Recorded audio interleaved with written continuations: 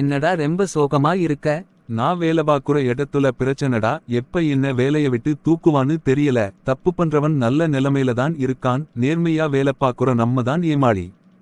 சரிவிடு, பாத்துக்கலாம். வேலை கிடைக்கிறது எவ்வளோ கஷ்டம் தெரியும்லா. இன்றைய காலத்துல பல பேர் செல்வத்தை சம்பாதிக்க வேண்டுமென்பதற்காக வழித்தவறி செல்றாங்க. மோசடி செய்றாங்க.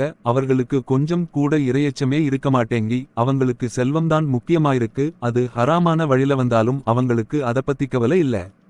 அதே மாதிரி நம்மளும் வழித்தவறி போயிடக்கூடாது. ஏன்னா இப்ப உள்ள காலகட்டம் அப்படி இருக்கு. இத நினைச்சாதான் மனசுக்கு ரொம்ப கவலையா இருக்கு.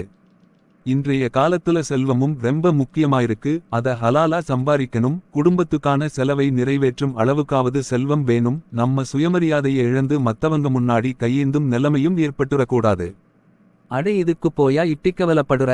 அல்லாஹுடைய தூதர் எவ்வளோ அழகான பிரார்த்தனைய நமக்கு தற்று தந்திருக்காங்க. அந்த பிரார்த்தனைய தினமும் கேளு. அதென்ன பிரார்த்தனை? اللهم إني أسألك الهدى இறைவா, உன்னிடம் நேர்வழியையும் والتقى இறையச்சத்தையும் والعفاف சுயமரியாதையையும் والغنى. செல்வத்தையும் வேண்டுகிறேன். இது நபிசல்லல்லாஹு அலைஹி வஸல்லம் அவர்கள் செய்த பிரார்த்தனை. என்னொரு அழகான பிரார்த்தனை. இன்ஷா அல்லாஹ் நானும் இனி இந்த பிரார்த்தனையை செய்வேன்.